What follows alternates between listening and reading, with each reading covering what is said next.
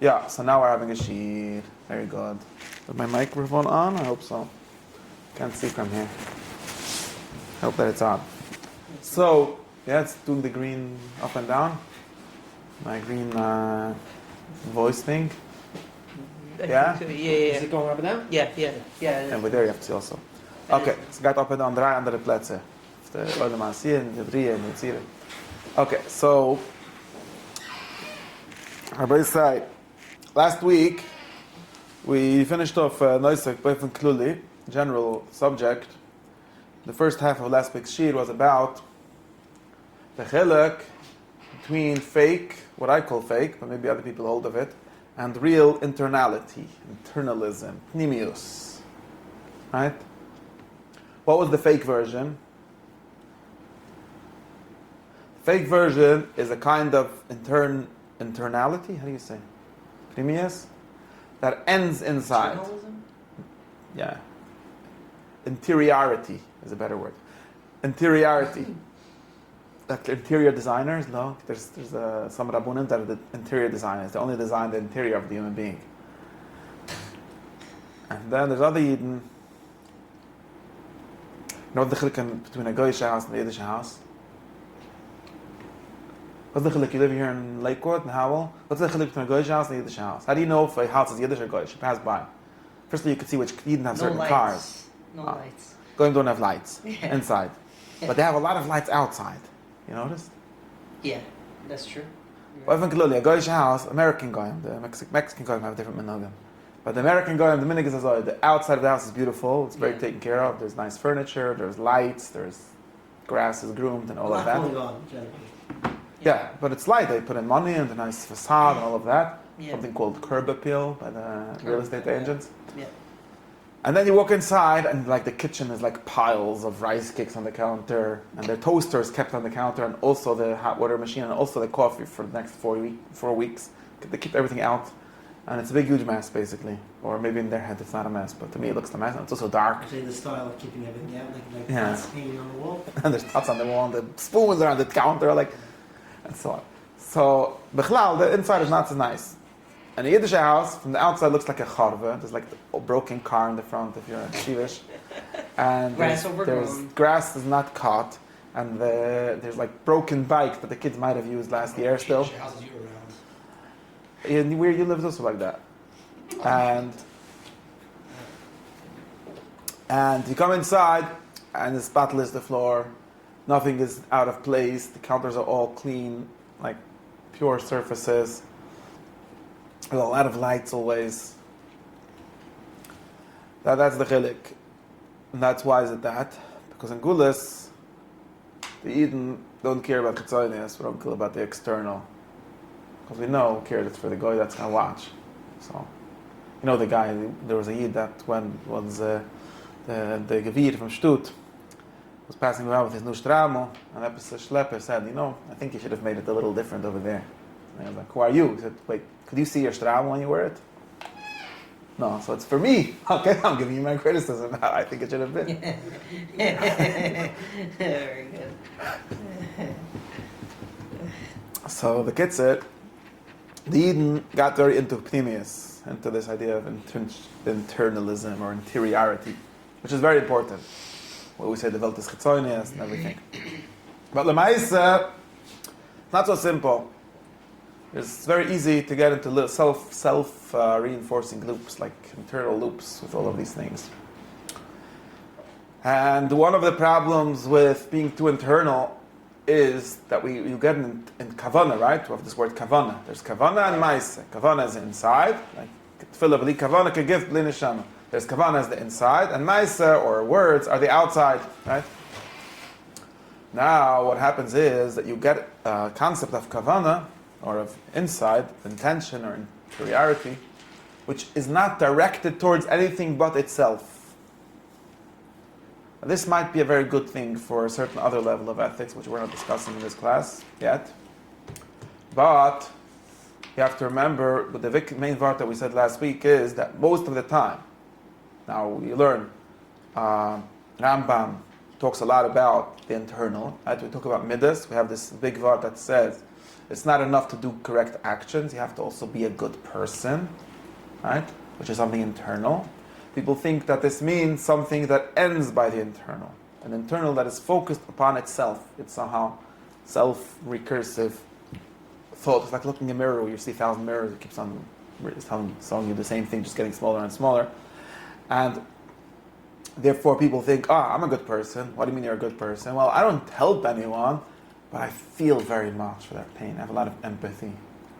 Sometimes it's also words, like I'm not going to actually give you $1, but like, yeah, I feel so bad for you. I think that might be a Gauls thing because it comes from Because you don't have money. A different past in the Jewish religion, not the Jewish religion. We can talk about that, but that's another whole. It's more. I'm going to give you a little bit of history about this, but I think something is going on. But there's a lot. This is a very serious question. It's very deep. There's also a correct way of having that, which I will try to discuss. Said that's also a level. Yeah, I know. I don't want to make fun of it. I just want to say, in certain contexts, at least, it's totally useless, and therefore, it's important to disambiguate. When we talk about this thing, it's very important. We're learning and we're not talking about actions, right? We're talking about middas, about something internal. But our main part was to clarify that this does not mean wanting, not mean something that is focused. The intention is not towards itself, not towards having the correct feelings towards you or something like that. But it's about having the correct intention, the correct feeling, the correct emotion towards the action. Right? So we say, for example, we're going to get into all the list of virtues, the list of good middas. You have to understand that what defines the good middas is always an action. It's never an internal feeling.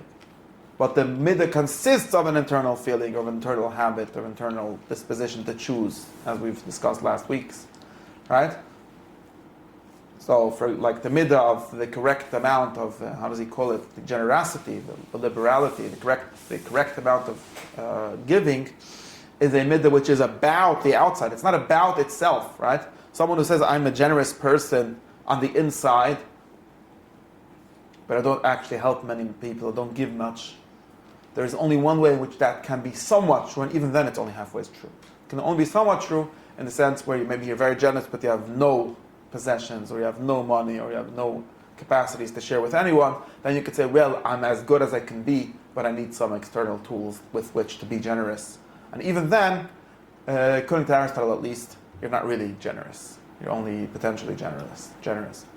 But then you could say maybe you're a good person on the inside. But besides for that, it never means something like having the correct feelings. It only means you have to have the correct feelings. But what the definition of those feelings is, the loving, right? Generosity is not, I want to give you, it's I love to give. Right? And therefore, it automatically get to action. If That's the whole point of it, right? That's why if someone says, I'm generous, and he doesn't act generously, he's lying. He's not just like, it's not possible to have a conflict between midda and there could be a conflict, but it's not the way we imagine it usually. It's not like I say, I have good on the inside, I just have some yetzer hara that makes me not do it. That doesn't really make sense. Right, unless there's like outside the kuvim, but if there's no outside the kuvim, it's yes. Or unless there's some cases where there is ways of explaining this, but it could be the other way around also, where the guy just gives, but inside he's for just sure. dead and right. That's the normal case, because we talk about chinuch, right? Talk about educating yourself. When you start giving, you don't feel anything. You don't like it. You start doing it, and then you like it. You train yourself. So that there is such a case, of course. But still, the liking is. What do you mean vice versa? That you not really. That you want to do it, but you don't. I mean, other than like you said, it's not possible. There is that. There's another way of there is something else also, but we'll get to that at some point. Because this interaction was bothering me the past couple of weeks. Which is this interaction between the two, which is something bad. It's like why? I'm trying to grasp it. It's slipping out of my grasp. Explain.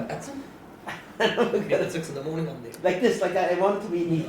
Say like need an answer. And I know that it's not so neat, but then let's say the inside, if it's real, automatically is the outside. But the outside, you can do the action without meeting it inside, and that doesn't have to be the case. Mm-hmm. What's the problem? You're acting as the good person would have acted. But what's motivating that? Let's say. Oh, that's a good question.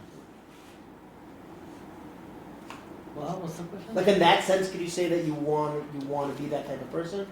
Yeah, That's there's motivation? usually the weird thing with this is Usually the answer is something like education, external education. See, but what's Like motivating shlel education? lishma. What's motivating that? Is it that you actually love wanting to be that person, and when you say just push it back a step, or is it something else? No, usually it's someone else telling you that the reality. In reality, and I think also, in reality, when I say in reality, at first I meant like in reality in the books, and also in the reality in real what's life. making listen to that someone else? Well, that's a good question, but someone else. Can you always push it back and just find another thing that you love? Like you love listening to authorities, so that's why you're doing it, or you love, well, let's say not to someone else, you love trying to be that type of person, even not yet that type of person. I mean, in some sense, you could push things back in the sense of even education starts with the love of some, like meaning, namely the love of pleasure and the aversion of pain, right? Education educates by pleasure and pain. So everyone likes pleasure. Pleasure is just a word for what we like, in some sense, not entirely, but in some sense. Therefore, when we educate you, not when you educate yourself, maybe, but definitely the primary case of education is when someone else educates you. Then they're going to give you prizes and promise you rewards and threaten you with punishments for doing the correct thing. Then you're going to start doing them for the wrong reason, right? You see, another way of defining having the midda, or being the person versus not being, is the reason you're doing it, the for, right? The good person does the good for the good reasons, which is that he loves the good, which is the good reason. The bad person, which does good things, but for the wrong reason. That's called shaloi lishma in our tradition, and it's precisely this. Right? If you give tzedakah because you want to have honor, then you're doing the right thing, but for the wrong reason. So you're not really a tzedakah giver; you're really an honor looker for. And then you actually start. Slowly, you're going to start liking to give it. Yes, this is what I discussed a few times here. It's good. It's good to do that. That's why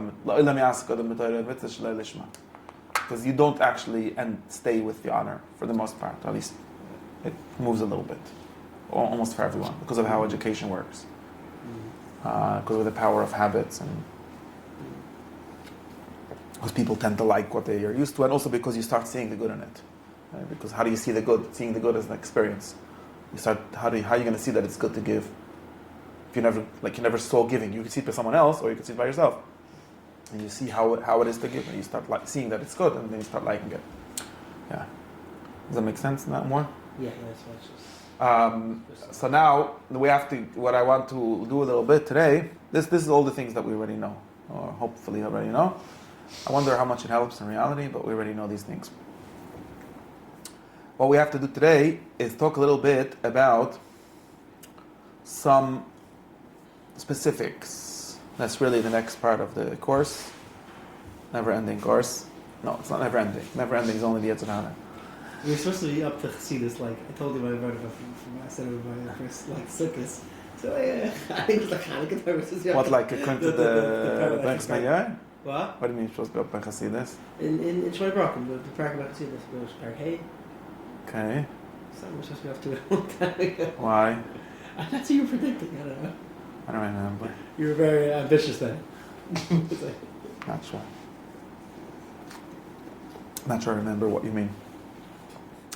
But what I want to tell you is that we have to get into specifics. So the next part of the course, also this is where we're up to in Shemona Prukim, is going to be about working through some or all, or figuring out how to decide what are the some and the all of these good middas, and seeing what they are and how to get them. Or at least to judge the people that don't have them. That would be more fun. So, since this week was Parshas Yisra and this week is Parshas Mishpatim, I've decided to talk a little bit about a certain mitzvah, maybe more than one mitzvah, but specifically one mitzvah, that is seemingly a midda, a very explicit halacha, very explicit mitzvah that is about an internal thing. And I want to describe to you how there's different readings of it, some of which are entirely internal and they're bad, according to me, and some of which have the correct understanding, which is an internal thing that is directed towards an external action. And then the internal becomes very important because the external is caused by it, but not because it's caused by itself, not because it's turned towards itself.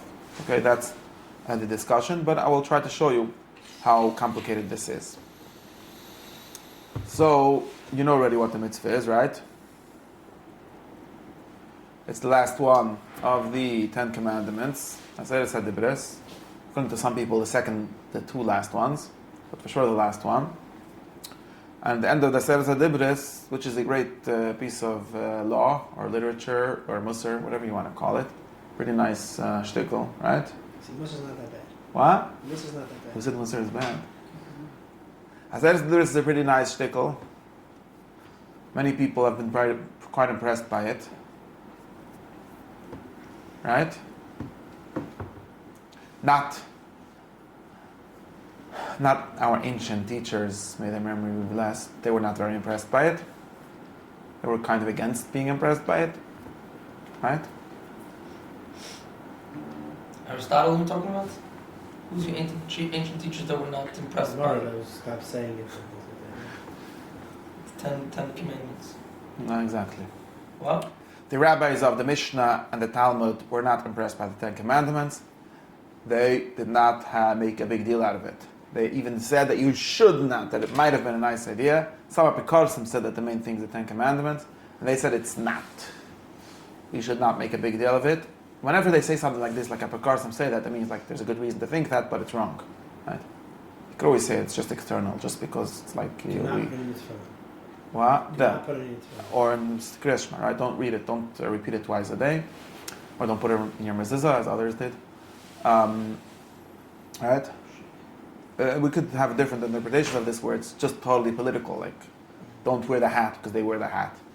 But it seems to me more that this is a real opposition between some. Do you think it's not just because it leads to an imbalance? It leads to an imbalance. What do you mean? It means that let's say Shema is very general. It doesn't have this issue. When you elevate certain specific mitzvahs, even if maybe they should be elevated, they're automatically elevated too much at the expense of everything else. So it's an imbalance of how, meaning they should be somewhat. That's what they said. More. That's what they said. The rabbis that said this were opposed to making the mitzvahs into a logical system. I think that this is very related. This is going to be another whole shir, so I can't get into it. Very related to people later like Rabbi Yitzchak Abarbanel being opposed to Yidkal Mekrem and the Holy Chassam Sofer and others. Because there is a kind of rationalization, making sense of things. Like we have this whole Torah, it's very big, it's long, it's 5 long books. Relatively long books. And there's 6 Sidrei Mishnah and all of that. And what is this? Right? A ger once came to Hillel and Shammai and told them to teach him the whole Torah on 1 foot. And Shammai gave him the traditional answer: get out of my life. Right? That's the traditional answer to someone who tells you, what is Judaism? Drop dead. I mean, what is Judaism? I don't know. Said in the medrash for 35 years, maybe you'll know. What is this all about? Right? Very traditional. Hillel was nicer, so he said, you know what, I could speak to you in your language too. Judaism is about being good to your fellow man. But that was just him sort of acquiescing to that guy's framing. Doesn't mean that Hillel really thought that. It's explicitly framed this story as Hillel being nicer. It's not framed as Hillel having a better theology. Right? There was just a different guy who was Hillel's contemporary who did seriously think that. But that's not what Hillel thought. I think Hillel did exactly what Shammai did, just in a more diplomatic way. That's what I think. No, Hillel did tell him something. There is some very important point that I've heard from my teacher about, what was his name? One of my living teachers. Basically, Zwanzig said that everyone said that Hillel said the whole Torah is v'ahavta l'reachek kamocha and the rest is commentary. That's what everyone says. It says in English, but the Gemara doesn't say that. It doesn't say that. What does it say? No, I was saying whatever. Well, very good. What does it say? Very good. And now for the rest, come to the sheet tomorrow. It doesn't say, and then the rest is commentary, right? So he didn't say go away from here. He said he did give him some kind of clout, but he didn't say that the Torah consists of elaborating this clout, elaborating this generalization. What he said was that there is something simple. I should tell you. You'll finish with this. It's more like I told you the story of the Square Rebbe. That's what you're interpreting it, right? Skver Rebbe, Yosef Tursky, some students came to him. They heard that he's a Chassidish Rebbe, a real Chassidish Rebbe. They wanted to know what Chassidus is. They said they're going to write it up in their newspaper. So he said, well, first Chassidus is not reading newspapers. But then they said, okay, so we won't write it in the newspaper. We'll just really want to know. They said, no problem. Come to my office, I'll tell you. And he came, and he told them, look, we have a tradition that we only teach you the second thing after you understand and internalize the first thing. So I'll tell you the first lesson. When you finish understanding it and internalizing it, you'll come back, I'll continue. First lesson of Chassidus is that everything is b'hashgacha pratis. Now, goodbye. Come back when you understood. What am I saying? That's what Hill said, right? The first lesson is like love. Don't do what your friend does. You figured out this, come back. Let's see. And the guy never came back. Okay, so okay, the opposite. Very good. I think like this guy came to see some ecstasy. If you want to speak, you have to speak into the mic, because. Okay. So. Hello, Mike. How do you love? I think what happened was that this guy was looking for ecstasy, like a lot of people, right? When they become like they're finding religion. Like in the camera. They're finding religion, yeah. So they come and they're like, oh, whatever. They think this is the zach, yeah. No. So they think like they caught God in a bottle. So they ask, oh, what's this? So Shammai is like, are you crazy or something?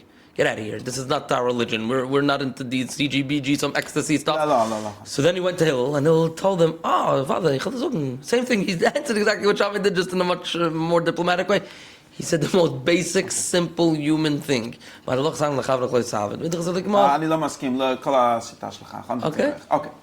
Couldn't go finish say simple. You invented a whole story about ecstasy and all of that, which is not. Why is this guy just sugar that he's all of a sudden turning into a Jew? Like, what was the do angesehen? Okay. Now you asked a good question, but you're mentoring. Okay, let's move on. Point is, very nice Torah. Thank you, the body. Very nice Torah. Now, if anyone else has a word to say, otherwise we can continue.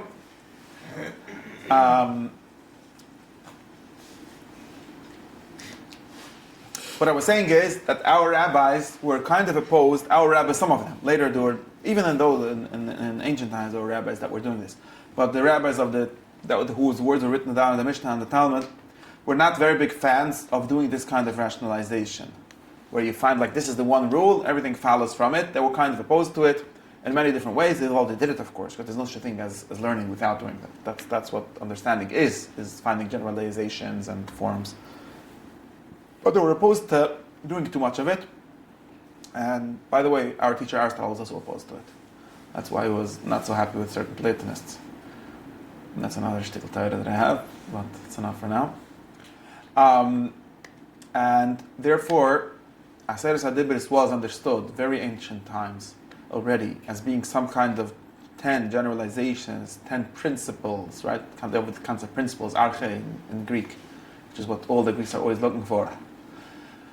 And they said these are the principles of the Torah. Everything else follows from them.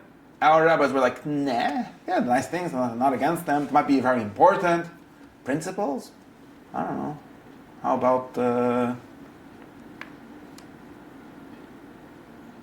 about knowing the exact amount of amas that you have to put wheat from a vineyard from? Do you know that? Seems important. That's the principle that everything else is built off. No, it's important. It's just as important. So they were not fans of this, and they were very afraid of people simplifying Judaism, like the Messiah said. Why do we have such long books? We could write a little small book called the Catechism. How do they call it? The Catholic thing. This is what you got to know to be a Jew. No, it doesn't work like this. You got to live a life. Of course, there's some principles, but you can't make it into a principle. Sometimes you take it out of the life. That's, I think, the real criticism. It's like someone says, what is the Yisod of Chassidus? The Yisod of Chassidus is to come every week to the Rebbe's Tish, or whatever, to hang out. What is the teaching of Yitzchak Lohr? There's no teaching of Yitzchak Lohr. I hope not. The teaching is you come every week to the Shir, and slowly you start having that kind of a mind that understands things in that way. You start living that kind of life that lives that way, and so on. There isn't like a teaching which can be bottled in a bottle and sent on the ocean. Maybe someone will find it. That's not how the Torah works. I think that's the main reason that they were opposed to this, because it's like this turns into something that can be bottled into a little bottle, and and then sent along the ocean, and then some get finds it, and it creates a new religion because it's based on the same principles, and you go there and you talk to the guy, and like he's doing all kind of weird things. And like, what do you mean? What do you mean? I went with your principles. The law of et kacha. That's how I understand the position to principles. But what am I talking to you about now? But other people were very impressed by the Sersad Dibris, and they did think as principles. And obviously the Chumash itself seems to think that, because otherwise what's the point of this whole story? So maybe it's a machloek is the medrash and the pasuk. And it's repeated twice. I mean, it seems to have been some, I don't think there's even one other thing. There's many repetitions in Mishnah Torah, but almost word for word repetition. There's 20 words difference or something like that. There isn't anything else like that. It's obviously something seen as central already in the Chumash itself. Of course, in Tanakh it's not mentioned even one more time, but anyways. In the Chumash it's mentioned twice, so it seems to be important. Now, this is Sersad Dibris. I think that it's important. In other words, I think it's very nice shtickle Torah. And who was the first one to say that the Sersad Dibris are the principles? I don't know the first one to say. The first one to write that the Sersad Dibris are principles for all the mitzvahs. Thank you very much. I'm before him. That's what Rasha brings. Of course, Rasha brings that. Before him was a Jew, not long before him. Centuries before him. Oh, that Gemara with Chizkiya, Vamidan Alachas, that Gemara? That was not with Sersad Dibris, you see? No, he's Vamidan Alachas. What's before that? Follow this? I just bought Follow this week, so forgive me for not being off this week. Okay, very good. Wo steht Vater in the Gemara there? It doesn't say Sersad Dibris. And that whole Gemara in Makkah, Sersad Dibris are not one of them. He messes up, then he ordered one, right? Not sure. Rav Philo was a Yid in the times of the Tanoim, called by Rabbi Menachem Azariah Yedidia,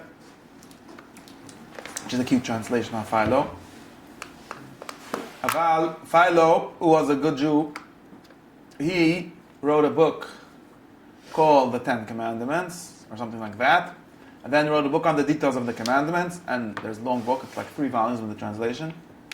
And all of this is describing how the Ten Commandments include all the mitzvahs, and then going into detail and explaining all the mitzvahs as they are coming out of the Ten Commandments. So he was the one that invented this, and like many other things, somehow magically all the later, what we call medieval rationalists and medieval mystics, all people that were trying to interpret the Torah in some kind of language similar to what Father was doing, all ended up saying the same exact things as him. But I don't think it's because, some people would say they must have stolen it somehow, like there was some manuscript somewhere, which is also possible. There is some kind of genealogy that leads from Philo to Rav Sadia and so on, but nobody could really trace the books. But there's something like that. The Rambam himself thinks something like that in his very famous history of thought in Perek Ein Aleph. But also, of course, Philo was just learning from Plato, and Plato learned from Yirmiyah. Anyways, but also it's kind of obvious, right? I think the better pshat is that this is pretty obvious. Like if you read the Torah, it's already midrashim that show you how, like Parshas Kedoshim or Parshas Mishpatim are interpretations of Sersad Dibris. It's not something that Philo entirely invented. It's just like you bring that guy back the pattern with the patterns. I'm sure he has. Yeah, no. The Yerushalmi says that Kriyas Shema is a Sersad Dibris. These are things that are in medrash also. So it's not like he entirely invented the idea, but he very much formalized it and saw it this way. Okay, so now the Sersad Dibris is a very nice text, and what's interesting is, you read the Sersad Dibris. It's got only 10 things. Very nice round number 10, very important number. There's different ways of making it into 10, but it for sure has 10 things. All of them are very simple, right?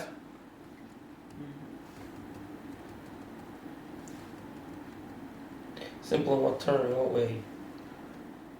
Says Rabbi Abraham Ibn Ezra, all of the Sersad Dibris are things that we don't need lights and sirens to know, besides for one. Remember Hashem made his whole pyrotechnic show where he lit up a mountain in fire and descended upon it with his chariot. That's what it says in Tehillim. And made the whole world silent and spoke Anochi Hashem Elikecha, and then said something like you claim Hill was doing to make fun of us, and said, I please don't murder anyone. I beg you. And everyone's like, good thought, God. Thank you so much. Thank you for your Dvar Torah coming out past the soup. And then they had the cheesecake because they didn't know how to shecht anything.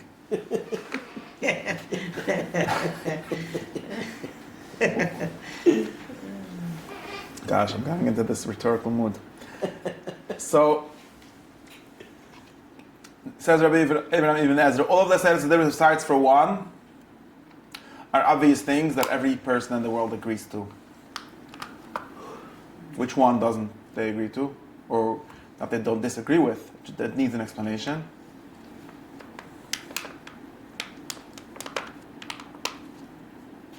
Which one? Mat? No. Which one? Okay, just a bit thick. Shabbos. Shabbos, yeah. Very good Shabbos. Why not swearing in Hashem's name? If there's Hashem, now of course you might not know that there's a God, but after you know that there's a God, then not swearing in His name falsely is pretty obvious. But there's only one thing that you would not know if nobody would tell you, and you know how I know that my understanding is correct? That this is the only thing that needs an explanation? Mm-hmm. How do we know? It says explanation in it. Thank you very much. Because the pasuk itself thinks so. When it says Anochi Hashem Elokecha, well, it gives you a threat. It does give you like a key. It says, please don't have any other gods because don't you dare, don't even think about it. The Ram has a funny line about that to make it sure. The reason is like it says in the pasuk, like he's like a little bit. Where? In, Not sure what you mean. Anochi lo yelecha ki anochi elkana. Okay, but basically because I am the only one. Okay. Lo yisisa ki lo yinaka Hashem. Also, because God will be very mad, but it's understandable why He will be mad, right? Very good. Everyone's like, what? What's this Shabbos thing? By the way, they already knew. You know how they knew, right? They kept it in Mitzrayim. In Mitzrayim. We're reading the Pusik and Midda, right? There was the ready Shabbos. But anyways, and Hashem told you know why? They were like, why? What's this thing about Shabbos? Thank you very much. Now we understand why. And then he moved on. You know why? Yeah, that doesn't say ki, right? It says the man. Will be nice. We'll give you schar, but really obvious. Then he said another 5 things, all of which don't even have that level of explanation. You don't even need a threat or a promise from God to do them, right? Lo Tirtzach. Why? Ki misha Tirtzach. He's going to go to Ghana. No, Lo Tirtzach. That's where it ends.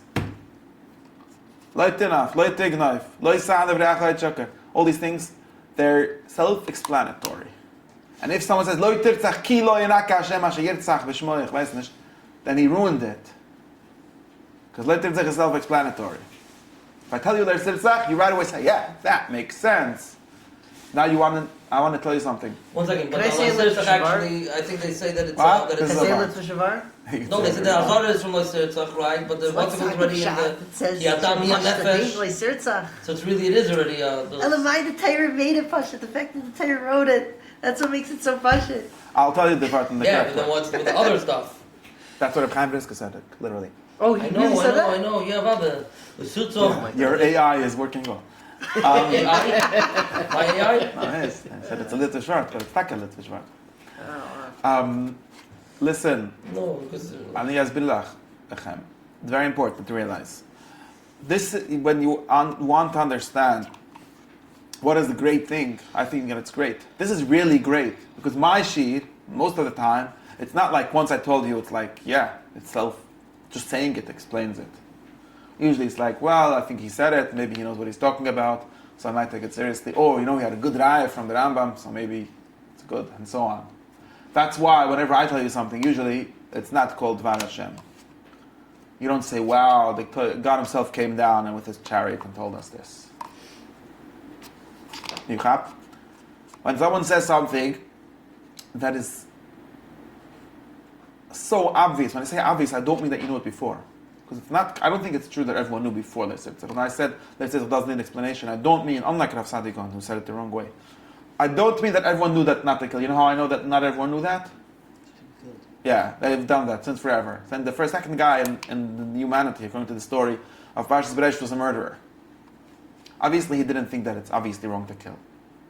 Of course, in some sense he did, because the story continues with Hashem telling him what's going on with you. But not that obvious. But Okay. when I tell you, Okay, so that's only the first person. What about the When I- 10th and 20th and 30th person? they found You out. can ask for, They okay, found so out. You then- could find this out. That's what I'm trying to say.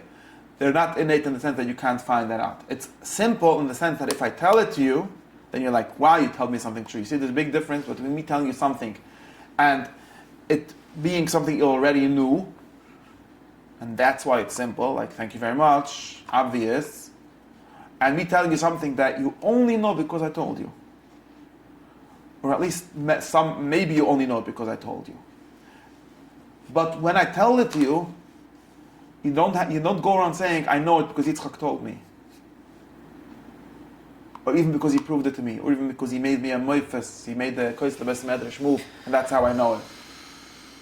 He told me something that is as clear as the 7 heavens opening up and the earth opening up. Why did you use that mushal?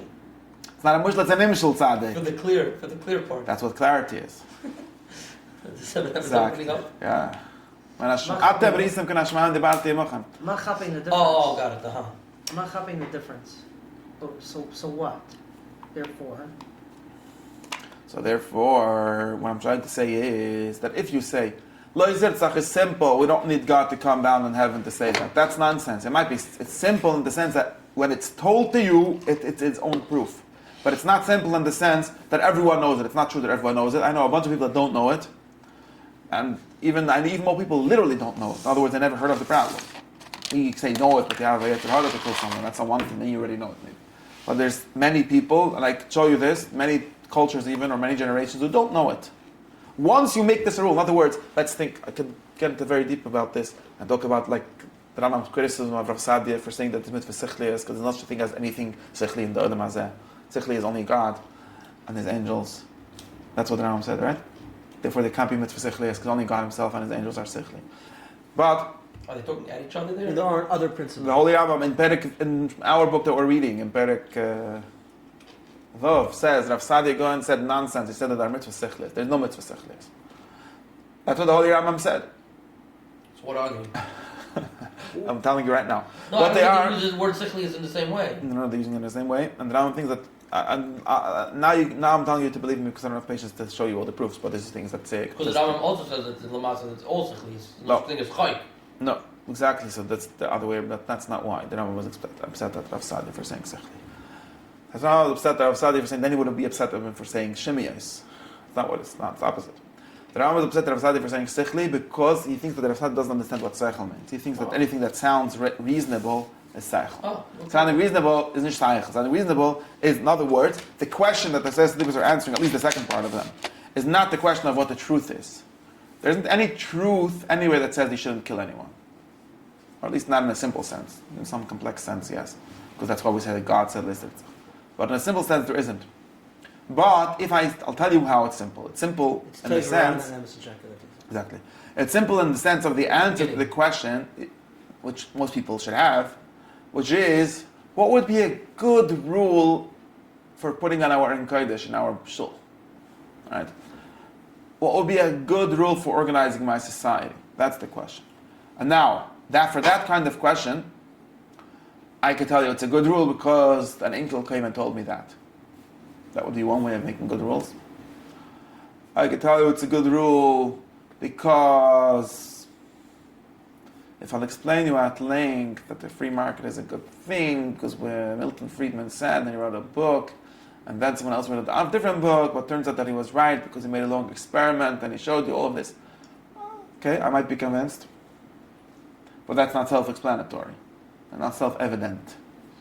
Self-evident things, if someone comes and says, you've got a question, like, how should you live your life? How should you relate to other human beings? Let me tell you, don't murder. And everyone says, that's a good rule. And maybe I didn't think of it before. At first I thought maybe we should go on around murdering and whoever's the greatest murderer should win. I don't know. I didn't realize. But once you told me the rule, it's very obvious. It's obvious in the sense that it explains itself. It doesn't need more explanation. It's a really good proposal. Is it? There were Esav that said it's not a good proposal, but normal people think that it's a good proposal. What's the thought process before that? Before someone tells you that? I'm not understanding. You're all two good people. I don't have courage to do this druja now. We are all two nice people that think that murdering is bad. Is it because it's a better rule of thumb than the other ones? Because the other ones also might be true. Because they're not really categorically different. Let's say make a rule like how you said how to make Aaron Kodesh. No, they're in the same cat, right? They're not categorically different. Those two things, don't kill and no. I said you should put it in Aaron Kodesh. I said I meant you should hang it on Aaron Kodesh as whatever other general you're gonna have that's not gonna blow the. What did the first murderer think when he did? What's wrong? No, what? Could you explain me what's wrong with murder? Exactly. So then, why are you saying that when I say like this, all of a sudden it becomes very clear? Yeah. I don't know what you're saying. Exactly. There's nothing. I hold there's nothing wrong with murder. How about that? Ah, very nice. So now that I told you that you shouldn't murder, Yeah. and I don't tell you that you shouldn't murder, I say nobody should murder, right? Now you right away think that's a good rule. Why? Why do you is it think a I good think rule? maybe it's a terrible rule. Explain. Explain. Look at. No. I can't explain. If you're gonna start explaining, then we're not talking about this. What? I think society would be amazing if you weed out the bad. And Who is talking about bad people? bad is Murder means good people. No. Murder doesn't mean. There's just translation issue.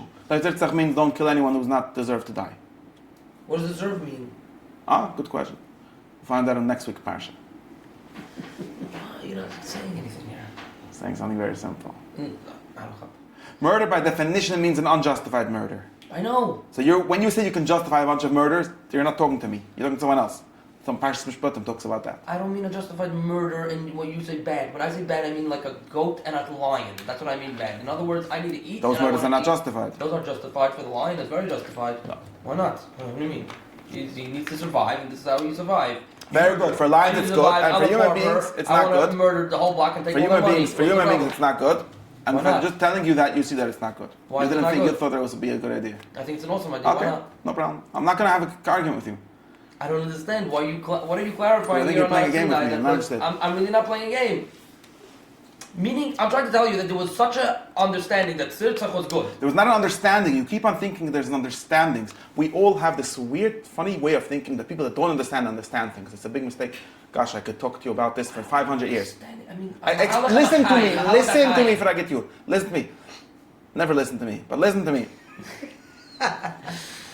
No. You keep on thinking that revelation is something that comes to go against something that someone thought otherwise. Nobody thinks things otherwise. You said that. I didn't say that. You said that. You No. said the guy came down and said, "Lo Tirtzach," all of a sudden it was very clear to them. Exactly. Something that wasn't clear to them before. Exactly. Okay, so then you Not clarified clear. something. It wasn't What was Not It being was clear clear. otherwise. Exactly. Okay, what was Not clear? being clear doesn't mean that you thought a nice Torah why murder would be good. No, It what was means unclear? that I don't know. What Nobody did he think yesterday? considered it. You can't even imagine this because you're so Baruch Hashem, so Jewish, so frum, so much. And you, by the way, just to be very clear, you are so convinced by this revelation. There's so many things that we think are. You are so convinced by this revelation that whenever I tell you someone thought something differently, you start imagining these fancy, weird shtiklech Torah. But I'm not telling you that. I'm telling you in the way, like, imagine someone comes, I can't even tell it to you, because it's very hard to imagine a different world. I can tell like something like, imagine someone, like, I'll give you an example. Think about when you a say that technical you killed invention. the Ishmael of murder, that's the problem. No, I'll give you an example, okay? Exactly. We did, in some sense. I said, yeah. I'll give you, well, not entirely, but in the sense of, in the moral sense. I'll give you an example. Do you know that someone invented the wheel? What did they think before? Did they think that? I can tell you what they think, by the way. But it would be an explanation.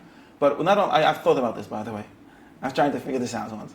But you have to understand that this explanation is not an explanation that he didn't disprove it, and you can't disprove it. He invented a wheel, and now no normal person uses anything besides for wheels anymore, right? What did the people think? You know that wheels are a weird thing. What's a wheel? You ever heard this concept like the invention of a wheel? Like, what does it mean to invent a wheel? What does a wheel do well? Rolls. Okay, now let's think. Tell me, I have to schlep a chair over ground. Schlep me the chair. Okay, and if I make it something that turns, what? Can you explain me how a wheel works? Cycle dik. Something going cycle, right? Give me the svura. Why does a wheel make life easier for me? I've got to schlep stuff. Circle of motion. Instead of picking up a chair, it helps me drag it. No, you don't have to pick it up. You can drag the chair. But in the wheel, you're also dragging it, by the way. It's hard to drag it over ground. It's not Okay, going smoothly. and why would a wheel make it easier to drag Hook it it? up with a horse, and the horse is much. The horse is not the invention of a wheel. I'm talking about a wheel. A wheelbarrow, But okay? The wheel Think of a wheelbarrow. allows for things to. Move easily. Explain me how. Why would anyone think that? What? I'll explain to you. Yeah. When you roll like a wheelbarrow, right? Patrick, don't imagine a wheelbarrow and tell me how it works. Tell me, I never heard of a wheel. Explain to me why I should start putting wheels on my stuff. I understand very well. It's hard to schlep things. You take a horse and you schlep it. Explain to me, what is it hard? There's earth. It's much harder. With around, you think it's much easier. Tzaddik, you look at mina pshita, ich kann nicht kein mina I pshita. hear what you're saying. Right? A mina pshita, I also use wheels, and I believe you in that sense. But you can't, it's very easy, there's not a svura here. By the way, there's not a svura. To understand the svura, you need to learn some physics and mechanics and stuff. I'm telling you something simple. Do you know that when you schlep your wheel, you're also doing the same schlepping as before? Think about it. How is it less schlepping? I'm not schlepping less. You don't have to carry things without wheels. You have to schlep them along the ground. Okay, so schlep it. Now you put a wheel, so it's something I may turn when I schlep it. Who cares if it turns? How does that help? Okay, fine. You got my kasha? I can't be kasha, but it's in a very right. Like you're basically trying to tell me that you have to go back. Like, You have to go back. I'm trying to tell you something. I'm trying to tell you. These things. No, it's not. By the way, nowadays also, it's a very serious, sincere question. Not a serious, but it's a good question. You should go ask your physics teacher how wheels work. Because it's not obvious. You don't know the answer. How do wheels work? Maybe you do because you happen to have learned it. But it's not simple. You need a lot of work to figure out how wheels work. How do wheels work? Yeah, by the way, this is what I meant. Just get the wheel. Don't figure out about. Wait. So what I'm trying to tell you is now something else. Now, when a guy made a wheel, you don't have to explain how it works. But when a guy invented a wheel, right? It was obvious that a wheel is better than the not wheel. Okay. Now, what did they think before that? Well, I could tell you, if you want, I could give you this like weird svura. Why they think? Well, it's just I could even give you like in a physical explanation. You know, there's how do you call it? There's tension, not tension. How's it called? Friction. A wheel has just as much friction, so therefore it should be the same. You're touching the ground the whole time. The wheel doesn't make you pick up. You never go off the ground. If you would fly, I can understand it's easier because air seems to be easier to move through than earth. But as long as you're schlepping along the ground, who cares if it's turning or not? I don't see the difference. That's what they thought before. Until the guy invented a wheel and he saw that there's some difference, even if it didn't know how to explain it theoretically, maybe they did. There's some difference. When it turns, somehow it doesn't. There's not that much friction. There's some difference. Now that's what they thought, but that's not true. Because then someone could argue with you. Let's say it would be a theoretical thing. Someone can argue with you. No, the wheel adds problems. Now you have by the way, it does add some problems. You got to have an axle. You got to figure out how to make it spin freely and so on. No, what happened was nobody thought of a wheel. And by the way, you would never have thought of it also. You just received it by Messiah. Thank you very much. You never thought of how to make wheels. Mm-hmm. Maybe there's something as simple as that would make you be able to fly without a engine, without an airplane that you just didn't think of. Like you tried to go on an airplane. No, just walk 2 steps forward and one like this, and you fly. I don't know. How does it work? The physics, the scientists already figured out how it works. You just never thought of it because it sounds crazy. Like, why would you think about it? Right? Now, there's also moral inventions or social inventions that are the same. It's not like they thought that murder was good, like some weird anti-moralist could come up with a theory. That you could come up with such theories, but after someone discovered that, then you could say, you know what? I've heard that some government people decided that square wheels might work better than round wheels for some purposes, or triangle wheels. I don't know. Go think about it. Triangle should be even better, right? If the least, yeah, right. It's different for different reasons. But what do you mean? Why? You got to minimize touching the earth. So if it's triangle, you can only touch the point. So a wheel works in a more complicated way than I pretended before. Okay. In any case, what I'm trying to tell you is. Triangles are better than wheels. Anyways, what I'm trying to tell you is, think about it. This is the curse of. I think you're explaining. I think you explained the curse of being a Jew is that you can never not be a Jew because you always do the things they're doing. Like they just never consider this. Right. I'm just describing to you how these things are great inventions, so great that.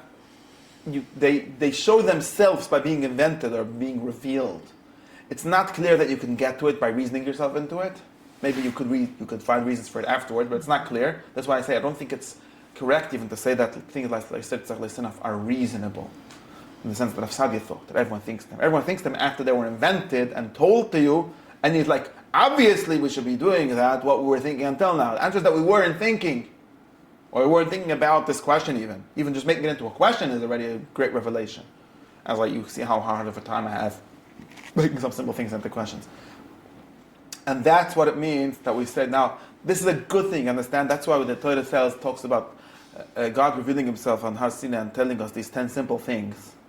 It doesn't tell us complicated things. Like if we say God told us that Hashem is Sachar, is put from Chayiv, Hashem is Chayiv, the opposite, or whatever, we're like, okay, reasonable, but like, it's not obvious. It's not like something that I tell it to you, like, wow, that's the only way I could live from now on. No, it's not the only way you could live from now on. I could still have a life in which Hashem Echinam is the one that is Chayiv, and I can even give you a theory for why.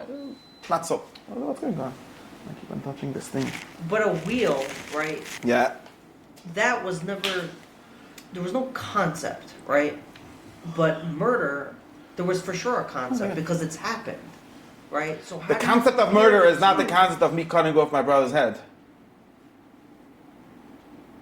Now I'm lost. Very good. That was the point. Yeah, because that could just be like for a justified reason. No! You're already answering the question of justification. Cutting off a brother's head could have been for justice. No, that's not murder. Exactly. Before you heard of the idea of murder, it's not murder because I think he deserves it. It's not murder because, I don't know, the guy was in my way, so I cut off his hand. What's it got to do with murder? Who gave me this concept? Yeah, you don't know what I'm talking about. Okay, got it. Nobody heard of Tirtzach. Lo Tirtzach assumes that there's Tirtzach. But before the Lo Tirtzach really just means something that's law, just what I'm trying to say. There's no Tirtzach that is can. By the way, even justified, that's why I told you this point, and I didn't make it up. But literally, I think the Targum translates Lo Tirtzach as something like don't kill someone who's, I don't remember. Someone literally translates it that way already. So what did the people before think killing is? What's killing? What does killing mean? Killing and murder are not the same thing. So they're not the same thing? No, killing is just me getting rid of a problem. Is me moving a chair a problem? Is it a kind of thing that I have to justify? I don't know. The chair was there and I wanted to be here. The guy was in my way. I pushed him out of my way. Yeah, it's very good. I don't want it to think otherwise, please. It's very good. I'm just trying to tell you that this is why this is called a revelation. Because it's something that was told, it's simple, shows itself to be true. True in the sense of a good way to live, not in the sense of being an absolute truth. And that's all. Revealed to you murder. That's the assault. Lo Tirtzach reveals to you murder. Well, murder is a thing that you don't do as well. And now same thing with Tinaf and Tignov and Tachmod. We'll talk about Tachmod. Oh gosh, maybe we won't. Anyways, that's the Midda. The only thing that is not like that is Shabbos, and therefore it gave you the reason. Maybe even in some sense you could say something like resting is not an explanation, but on a certain day needs an explanation. That's really what the explanation gives you, right? You notice that the explanation of Shabbos doesn't tell you why to rest. Right? Only tells you why to rest on the seventh day.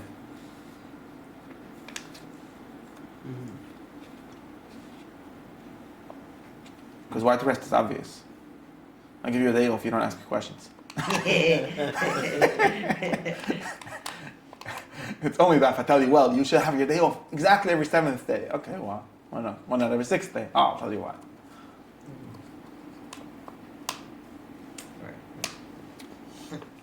So anyways, I'm not going to get into what I wanted to get to. Go. I'm not going to go on for 2 hours now. It's 10:28, according to my weird timekeeping machine. You know how it works? What does it mean? Okay. So, that's what we need to get to. Now, I want to tell you something here. Now, this is something now that you understand, is this true? So anyways, all the Hashem's are revelatory. And I think that, by the way, you asked me before, like where things start, like where education starts. Some things, at least there's a theory that says that we need these kind of stories of revelation, or we need revelation, stories of revelation, because there isn't really a way to get there otherwise. You said this, everyone has a lawgiver. Yeah. So now, we read these 10 things. Like I said, Anochi v'le'elecha are theological things. They make sense given the Anochi. That maybe isn't obvious unless you see it, but it's given that way.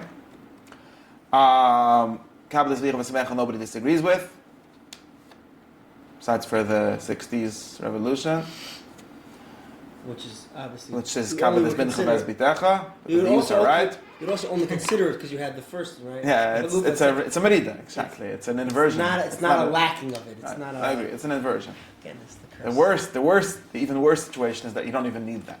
That's where we're up to now. But just kind of naturally we revert to that because that's really how the world works. Right, Shabbos, simple. Lo Tirtzach, Lo Tinaf, Lo Tignov, Lo Taane, V'Reacha, Chuk, all these things. They're also extremely obvious. And by being extremely obvious, they're also extremely basic. Now we can talk about the concept of them being basic, right? They're extremely basic by being extremely obvious, right? We build everything, all the questions, in a certain sense, all the questions that we have, all the more complicated things, which are not such a direct revelation, are more complicated because there are ways of putting together these things, right? There sort of isn't any halacha in the whole Torah, at least in the whole Mishpatim, that isn't a detail in one of these things. I think that's correct, right? Some of these, when you read these, like people doing this, some of them are forced, but they're only forced in the sense of like trying to say, oh, that includes all the mitzvahs. But if I ask you something like, why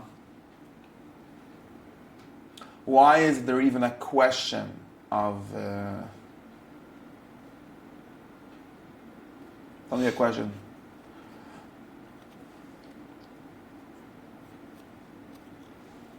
Tell me a question from the parasha. A lot of questions. Why is there such a question? Why would anyone what's it based on? You can't steal. Yeah. It's based on the Tignov, or some. We could argue if it would be Tignov, Mamesh, if you take it, whatever. But Shame v'ragel. What? Shame v'ragel. It's a kind of the Tignov also. What do you mean? It's a tort. You broke my thing. You took something away from me in some way.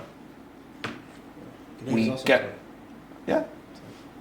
I mean, but that's the basic thing. It's like the Tignov just says something that is me. Don't take it away. Now, how is it? What is it yours? All of Kenyanim are just answering the question of what the Tignov is. Oh well, to what extent is it your problem? All these questions are just the basic sense of them is just like Tignov. There isn't anything else basic in them. There's a lot of detail. The world is very complicated. So is the Tignov also introducing ownership, or that precedes that? Yeah, I think so. Oh, you would just. I don't know about introducing historically, but it's, I mean, you could imagine, just like I told you this whole dish about Tirtzach, you could imagine a word of which later doesn't make any sense. Josephus seems to blame Cain for this, for ownership existing. like boundaries and ownership. Yeah, in some sense, but I just try to establish these things. These are more complicated. I said that it's literally cemented them, but it's an obvious thing. It's a tautology almost. Like what is not yours doesn't belong to you. That's what the Tignov says, right? And all the different questions are based on this. And we can understand, therefore, why anyone would put in the Aser Sadivris and put it there, right? Mm-hmm. Now we got to the last one. And it says, Lo Sachmod. I have two questions.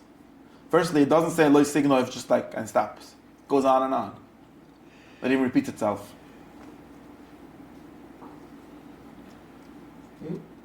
Lo Sachmod beis, Lo Sachmod beis, ve'avde ve'amose ve'share ve'chamare.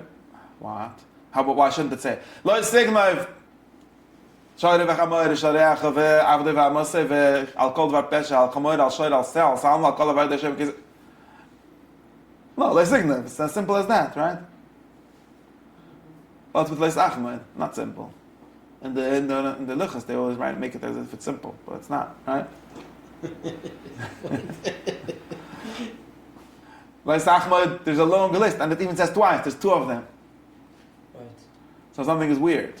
Very weird. That's one weirdness. Second weirdness is that I don't even know what it means. And because I don't even know what it means, I definitely don't know why it's simple. Like, it seems to me that I could have made 9 dividends and everyone would be happy. If I would miss Tinaf or Tignov or Tirtzach, or even like Shabbos or so people would like, that's weird. You're missing something basic. Hopefully. Maybe afterwards. It's basic, before not, but you can understand. But even afterwards, if I take out Lo Tachmod, I have a version, I found a new Ksaviyat, doesn't have Lo Tachmod. Oh, makes sense. Yeah, it solves a lot of problems. It solves more problems than it causes. Nobody knows what Lo Tachmod is. It's all fine, we're happy now. Can the Sachmod be like a synopsis of it all? It could be. I think it is. Not a synopsis. Something to do with it all. So the beis said we got to discover. This is Ibn Ezra's question. I didn't make any up any of these questions. They're all basic questions. So we have to understand. I'm going to give you the answer that Ibn Ezra gave, or some of his answer. It must be that we're learning Shmoyne Perukim. Remember we discovered where I started. We started about how there's external actions like Tignov, Tirtzach, Tinaf, Taane, Taane, never says Taane, which are things that you do that are bad, things that you do to other people specifically that are bad. Remember we said that it's not enough to not steal. You have to be a nish ganev. Interesting thing, you never heard of this, right? The Balamusa don't really talk about this, do they? Because they're somewhat a little bit too caught up in interiority that doesn't refer to anything. But they do say things like you shouldn't have kina, right? Don't be jealous, which is just a way of saying don't be an internal ganev, right? Or they say things like, yeah, of course, don't do niyaf with ashes, but you also shouldn't imagine doing it. Don't be an internal niyaf, right? Like our great friend Jesus said, you've already slept with her in your heart. Remember? So, remember that he said that? No.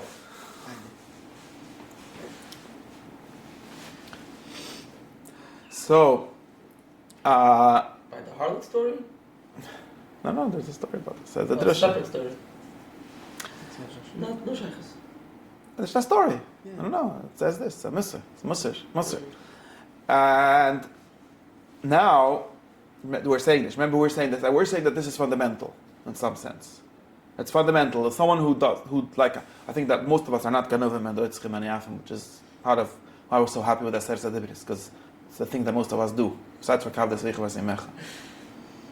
Right? You just Aser, there's like check, covet.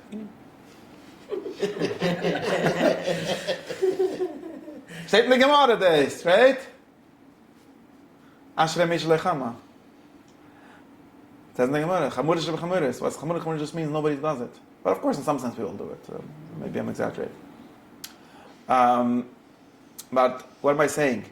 But we are saying that there's something basic to being a good person, that it's not enough, and we would not trust. I said this to you over here, I said in Bar Pakdrisha. None of you would trust someone that's like, I'll tell you efshi betirtzach, but efshi v'toira asra, right? The ideal brisket nobody should go close to, right? Like, yeah, I think I should murder you, but I'm having great gabris. I'm a great guy. The Gemara says something like this regarding a moil and a shoichet. No. That's No, like really. He has this, yes, aggression. Yeah, something like aggression, and he should put his aggression into something else. Not saying that it's good. It's a better person. Like the Gemara doesn't even pretend that it's better. Just what's I to do, but you're not a better person if that's the Rambam's discussion of Perek Vav. But for sure, you're not a good person at all. Forget about it. Someone who's missing the Midda pnimis of Tirtzach is a bad person. We all agree on that, but I think all of us agree with that. And therefore, it seems to me very important to me that the Aser Sadibris, if there's something basic, they need to include being a good person. And where is that? You can say something like it's implicit in just Lo Tirtzach. But Lo Tirtzach is an action. Teretz of them is steht Lo Sachmod. That's the teretz. You have? The Sachmod is saying all these four things that I told you until now. This is not my pshat. It says in the medrash. It says in the Rambam brings it in Chesed Aved when he talks about the Sachmod more or less explicitly. The Sachmod is saying, I'm going to finish with this pshat because I have a lot more to say, but the Sachmod is saying like this. Lo Tinaf, Lo Tignov, Lo Tignov, Lo Tirtzach, Lo Taane, Bereach, Lo Tzchuker. Of course, those are things you shouldn't do. I want to tell you something. You should not want to do them either. Then everyone's like, do I want to? The answer is no. Do you want to? Do you want a gamva? Oh, you think that the guy might have had to. You think that it's yours. That's a different discussion. But you don't want a gamva. right? At least you have that Midda. I think otherwise nothing would start. Most people would be killing if they wouldn't have that Midda. Saying don't want to. Now everyone understands, that's why there's so many words in this. You know why there's so many words? I'll explain to you. Why? By the way, there's two versions, I can get into details, but basically because Lo Tachmod is not a new thing. It's not a new thing. There's not really 10 mitzvahs in a sense. You could count it as 10 mitzvahs, but it's not 10 objects. Lo Tachmod doesn't have a new object. Although, unlike the person that would say Lo Tachmod is a new thing, it's a mitzvah shebelev, which refers to your heart. No, it's a mitzvah shebelev, but like all mitzvah shebelev, refers to an action. Right? Lo Tachmod is saying, Lo Tachmod beis means, I'll tell you what it means. At least one thing it means. It means don't want your friend's house enough to go in Bezdin and say that you bought it with Ede Sheker. Leisana. Lo Tachmod Eishes means Leisinov. Not only Leisinov, because Leisinov comes from someone. Eishes Recha doesn't mean, let's just have to make this very clear. It doesn't mean don't be a person that has Herudes Nus. Because that's nothing to do with Leisinov. That's just a new thing. You should be turning and learning and not being worried about thinking shtissim. You shouldn't waste your great mind and your great imagination on imagining nonsense. Okay, that's a nice thing. But Sachmod means don't be the kind of guy that wants to and likes to sleep with his neighbor's wife, his friend's wife, his neighbor's wife, right? Of course, that's a problem because people. This is something that people do like sometimes. It's not so easy to say that you don't, but. Yeah, I'm trying to explain to you that it's Mesiachas to the Ish, it's Ishaba, not to the Isha Shaba. Very important. If I'm choymet, the really halacha, there's halacha l'sach l'esh recha. Now, if I see my friend's wife and I just say, well, that's a beautiful woman, would be nice, that's not l'sach l'esh recha, that's l'sach l'esh Isha. Steht in Mishnah, l'sach l'esh yafi abalibecha, kibad Isha zoynat kikalecha. It's very important. It causes bad things. But that's not l'sach l'esh recha. L'sach l'esh recha means jealousy, right? It means that guy has such a beautiful wife. Chutzpah, who gave him the right to have a nicer wife than mine? I think I should get it. That's what someone like King David did, right? Different. No, I'm giving you a true example. We have such stories. Usually you have to be a powerful person, people to even have the imagination. That's what my brother Luzik called me and said that only kings are Ivan Sachmod. So you're not in the game. It's not the Myonis.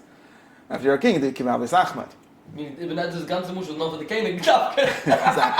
So for the cash. The peasant. And the other person doesn't even have the sign of Sachmod, because how are you going to do it? So, no, I'm just explaining that Eishes Recha, it's like the Bavnum Rambam says earlier, Sachmod doesn't mean you should want to have the same thing that the guy has.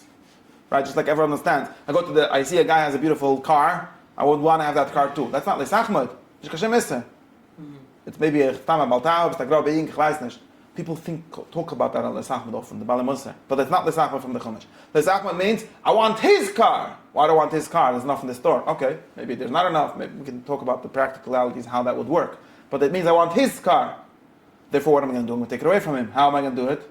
Lo Tignov. Lo Tachmod means, don't want to do Lo Tignov. Which one did we miss? Lo Tirtzach. Very obvious. He doesn't give it to me. Off with his hand. Who was the who is the paradigm example of Lo Tachmod? Achav, the Heilige Rambam. I think the Rambam made this up. I didn't find it. I mean, there's a medrash. There's a medrash, but I don't know if that medrash is written before or after the Rambam. But Sikh Rabasi says this. Sikh Rabasi says why what there was written? Because every one of them there was someone that was over. And it goes through history. So now and fine. Then who was Lo Tachmod? Achav. Remember Achav? Achav saw he had a neighbor, Novos, who had a beautiful vineyard, pink next to his house. Would have made a very good pulish for his shtibel. And he said, went to him and said, maybe sell it to me, I'll give you a better one. What did the guy say? Not for sale. I'm not in the vineyard selling business. This is my father's vineyard. I'm not giving it to you. And Achav went home and he told his wife, Isabel. And he said, I was thinking of making a deal with this guy, but he's not interested. And she's like, are you a king? Atta tia melech al Yisrael. You don't know. Who told me this thing? She was from Tzur. She didn't have the Jewish tradition that a king can't really do anything. That's what they say. Told me this shot. Like, you know how kings work. Kings get things. They don't ask, right? There's this one of these like Jewish apologists or Miller so is into this that you see that even the bad Jewish king would never do this, and a guy had to tell him. No, it's true. It's true. Nowadays, the Jewish kings all learned how to do this, but in the original Judaism, there's very little power. I mean, someplace very little power for anyone. Can't do anything to anyone. So I think like Lesigzel, it's very impressive if you read Choshen Mishpat. It's like the one thing like people think that it's the problem with chashmish, but that a mitzvah mechver al is such a powerful principle. But really, just because we're anarchists, like the best doesn't really have any power unless they're really, really sure they can take something away. Otherwise, like the guy has it, probably he knows why. Probably he's right. Called Alam Gava. That's Tirtzach, right? No, it's a basic principle of Jewish law that like it's the worst, the most chumrah thing. By the way, it's like people think what's the hardest thing to do? The hardest thing to take is take money out of another yid. In halacha, it's the hardest thing. He's one shitta kimli plats. I hold like the David. You well never learned anything. What it just means to say, are you so sure that the David is wrong that you're taking my money out of my pocket? You're so sure the David is wrong, you're medrash for sure. They every day we do that. But take money out of someone's pocket. It says in the one of the Achbar that that's trapped with the head of Hefsed Midda. And the other day it's full of like, if it's worth money, then what do you need for money? Yeah, because you're taking the guy's geld. Geld is the reise. Chashash dam is the Rabbanim is placing that you could be suffix.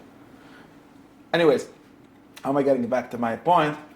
So Achav's wife told him, "What do you mean you're a king? You could take it." So what did they do? They did the only legal execution in the history of the Bible.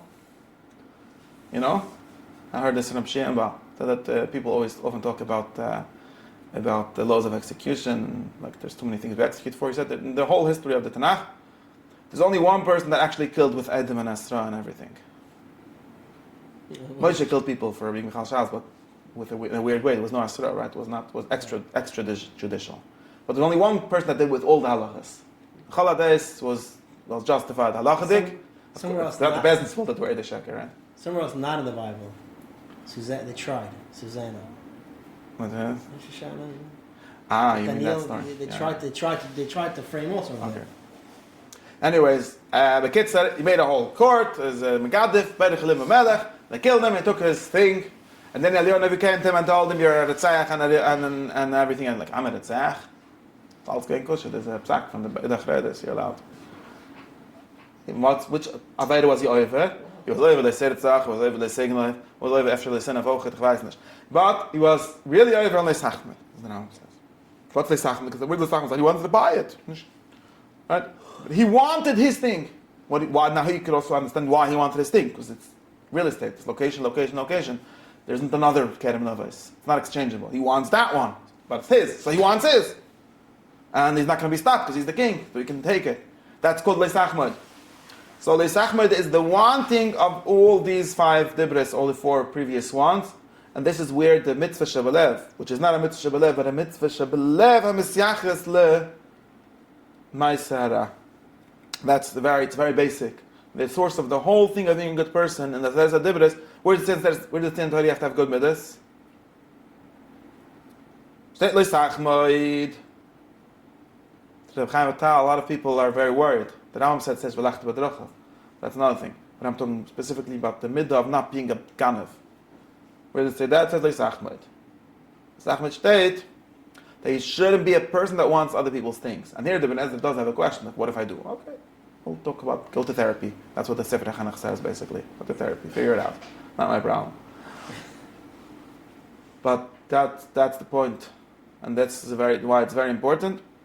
And I do think that there were other people that explicitly, even Philo interprets the Sachmod in a much more radical way. And it says the Sachmod means not to have appetite, not to have desires, and connects this with this whole like Platonic language of desire being the problem.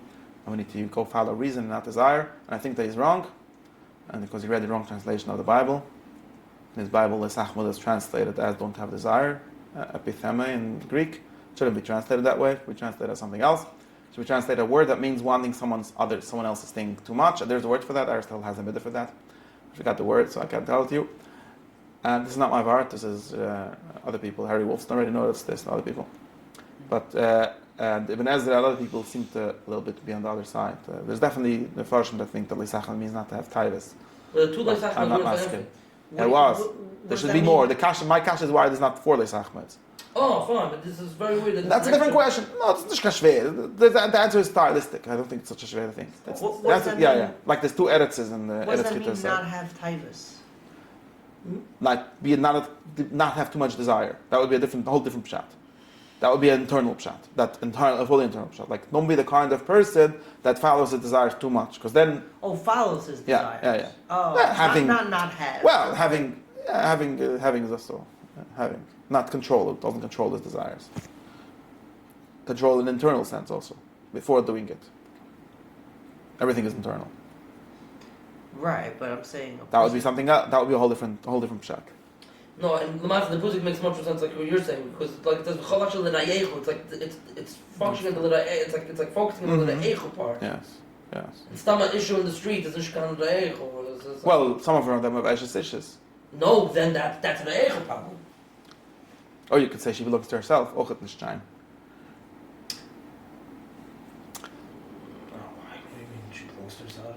Alexis L'Shem. It says in the Midda. It says in the Chilta says Hava men le Sachmod means now they have red shaduchim because it's bit chalibni or bit chali.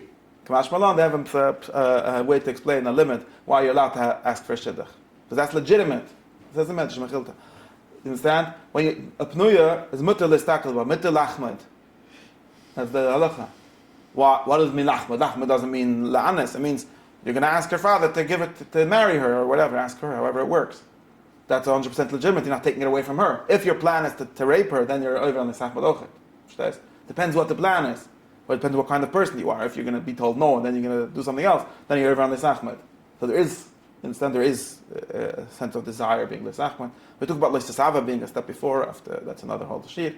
But anyways, I think that this is enough for us to understand that the Sachmod is the Mekayed and the Torah for not being the kind of person who wants someone else's thing. And that is a Midda. So we're in the whole series of Taka say to like let's say this. What does that mean this? Random women. Doesn't say listen up. Listen up. No, but listen up isn't only. What do you mean random? What's random? There's no random. Start off with random means not your friends, not someone that's married. Some just that's a mitzvah. Verstehen. What? And the mitzvah ochet perivirevi. What do you mean? Which avayda is it? It's this kedaishu no. That's not. That's the Rambam's chiddush. That is such a. It's not such a. The Rabbit is mechillik, right? Yeah. What happened with Tamar? What was wrong with that? That was a mitzvah. Als ich lerne Rabbit, aber ich ist noch schon gesagt, why do I keep on talking about this? The machloek is mechaber and ramu if you're allowed to go to a zone. You don't know. Pelegish. It's Yaakov Yeah. Pelegish, yeah. Machloek is mechaber ramu. No, a zone is usse the kodesh, but Pelegish is machloek is mechaber ramu. Ish panuya b'li chuppah v'kedush is machloek is mechaber ramu. The machloek is Rambam Rabbit. What do you mean? There's a head for the melech of Pelegish, right? As lo sagt der Rambam. Aber der Ravid sagt, as jeder Yid make. And that's because the Ravid was more traditionally Jewish. He didn't hold a melech has specific privileges. Yeah, but okay. Machlokes, some of the Ramu brings both chittas. What's it got to do with anything? That's not news. That's no, because Sadi said it's all nichla. And if it's nichla, then it's nichla. Listen, it's enough. Listen up. What's the baya? No, I'm saying maybe it's all nichla. Maybe only like Sachmod. That's what I'm trying to say. No, there's something. By the way, it says that kasher is part of the Sachmod. That was part of the problem. That seems to understand it the other way around, not the way that I'm saying it. But right, because but that's not. It's for sure being Aishas Rayach. Say that if a Kaddish, no, it depends how you understand the Isser Kaddish. You don't have to understand it as a problem of Titus. You can understand it as a problem as that she doesn't belong to you, she belongs to herself. You could explain, it depends how you explain these kind of Isidim. You can explain it both ways. You don't have to, I don't know how much Nafkamin and the Masa between these Pshishim. It's theoretical Nafkamin. Why? Let's say the Isser of Eid V'Oinon, right? No, that's Midda Chavayra. But which one would that be in? What's the Shana? In the Sachmod or in the Tinaf? No, it's about the Lisin, and it's all, again, without wissen, how is it also, how much, what's the gather, why is it also, but Sachmod is always the internal of all these things. I'm saying that the internal of all of that is Sachmod. That's not an internal thing. That's the Masa. That's a different question. I'm thinking Sachmod is that doesn't add any masim that are used. There's no masim that are used without Sachmod that we're not used. That's very important because it seems to justify this I have to go through a lot of Rishonim and Gemuris because there seems to be say different things. But what I'm Taane is first I said Pshat Pusik, which makes sense. Sachmod is not. There's no new things that would have been Midda mitzad Tinaf, but now they're or Sachmod or Tirtzach or Tignov, and now they're used because of Sachmod. The Sachmod is whatever is Tignov is those auch the Schreiben sein. Why? Because then you're going to lead. It's going to lead you to this Tignov, and also because it's itself a bad thing because you're a bad person for wanting that. That's what I say. To really justify this, I have to get into the whole thing. It's not so simple. Might be wrong, but that's enough for my sheet. Press my red button.